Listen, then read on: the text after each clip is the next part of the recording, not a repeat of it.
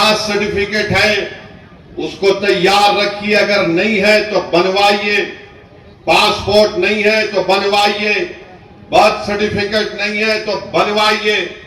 अगर कोई retired pensioner है तो जो पेंशन का आर्डर मिलता है उसको उठाकर रखिए। अगर आपको 2 BHK का सर्टिफिकेट मिलता है कि आपको 2 BHK दिया गया, उसको उठाकर हिफाजत से रखिए। अगर जमीन गवर्नमेंट ने आपको अलॉट की तो उसको उठाकर रखिए। अगर आप गवर्नमेंट के मुलाजिम हैं या थे, उसका आईडी कार्ड उठाकर रखिए। क्योंकि याद रखिए मेरी इस बात को कि अब जब इंटेंसिव रिवीजन हो रहा है तो इलेक्शन कमीशन ने जो हिदायतें BLOs को दी है बिहार में, उसमें यह कहा गया कि अगर इलियास साहब के घर पर कोई 3 मरतबा BLO चला जाएगा और 3 मरतबा किसी जायज वजह से इलियास साहब अपने घर पर मुकीम नहीं होंगे तो BLO उसकी इत्तला ERO को और AERO को देगा।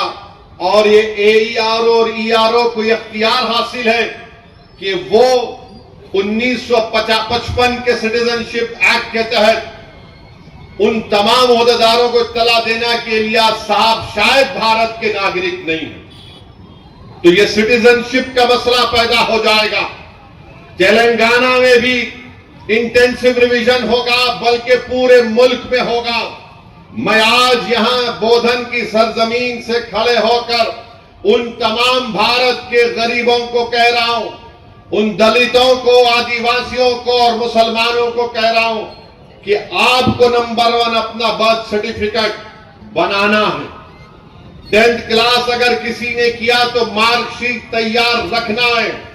कास्ट सर्टिफिकेट है तो तैयार रखिए, और अगर आप उस कास्ट में आते हैं उसका सर्टिफिकेट निकलवाइए। आपके पास अगर गवर्नमेंट की स्कीम का दिया हुआ 2 BHK का सर्टिफिकेट है तो उसको उठाकर रखिए। ये इसलिए कह रहा हूं कि 10 डॉक्यूमेंट की बात जो इलेक्शन कमीशन ने बिहार में की वो यही 10 डॉक्यूमेंट है। हमने सुप्रीम कोर्ट को अख्तरुल ईमान मजलिस की तरफ से गए तो सुप्रीम कोर्ट ने अपने इंटरिम ऑर्डर में कहा कि प्राइमा फेसी हम इलेक्शन कमीशन से कहते हैं कि आधार कार्ड को भी, जो इलेक्शन कमीशन का वोट डालने का पिक कार्ड होता है, राशन कार्ड को भी वो कंसीडर करे। तो ये जरूरी है, याद रखिए, जब तेलंगाना में या आपके किसी रियासत में ये इंटेंसिव रिवीजन होगा तो आप लोग परेशान होने की जरूरत नहीं, अभी वक्त है। पासपोर्ट बना सकते, दबा के पासपोर्ट बनाओ। बर्थ सर्टिफिकेट नहीं है तो बर्थ सर्टिफिकेट बनाओ। अब आ जाइए वक्फ के कानून पर। हमारे हिंदू भाइयों से हम कहना चाह रहे हैं, क्या तेलंगाना के एंडोमेंट बोर्ड में कोई गैर हिंदू मेंबर बन सकता? नहीं बन सकता। क्या तेलंगाना के हिंदू एंडोमेंट बोर्ड में कोई कमिश्नर गैर हिंदू हो सकता? नहीं हो सकता। जब तेलंगाना के एंडोमेंट बोर्ड में ना मेंबर, ना कमिश्नर, ना असिस्टेंट कमिश्नर गैर हिंदू बन सकता है, तो मैं आपसे कह रहा हूं कि आखिर क्यों मोदी की हुकूमत ने कहा कि तेलंगाना के वक्फ बोर्ड में कम से कम 4 मेंबर, मिनिमम 4 मेंबर गैर मुस्लिम हो सकते हैं? क्या ये राइट टू इक्वालिटी का वायलेशन नहीं है? अगर ये बात है तो फिर हर जगह क्यों नहीं बनाते आप?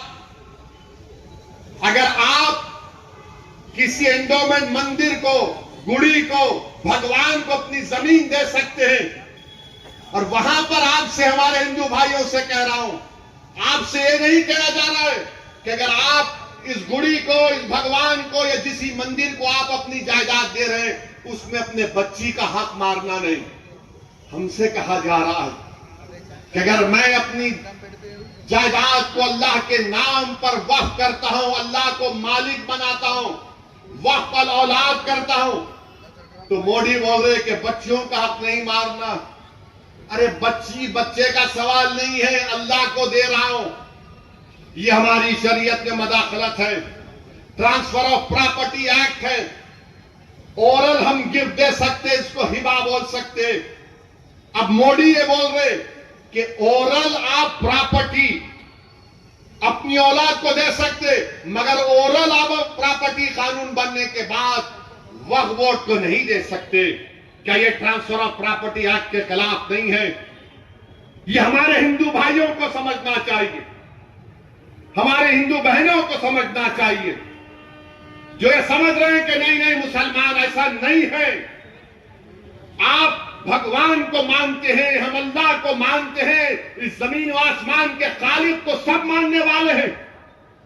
अगर हम हमारे जमीन व आसमान के खालिक को कह रहे हैं कि अल्लाह के नाम पे हम दे रहे हैं, तो फिर दो कानून कैसे होंगे? ये बात आपको समझना चाहिए। तीसरी बात कहा गया कि अगर कोई मुसलमान है तो उसको बताना पड़ेगा कि वो मुसलमान है। यानी क्या वो किसको बताए? हम कल जाकर कोई बीजेपी का आदमी निजामाबाद में बोलेगा नहीं नहीं इलियास साहब तुम ये मलकी वक्फ नहीं कर सकते तो मुसलमान ही नहीं है। यानी 5 साल तक नहीं दे सकते। अच्छा 5 साल का सर्टिफिकेट कौन देंगे? अमित शाह देंगे।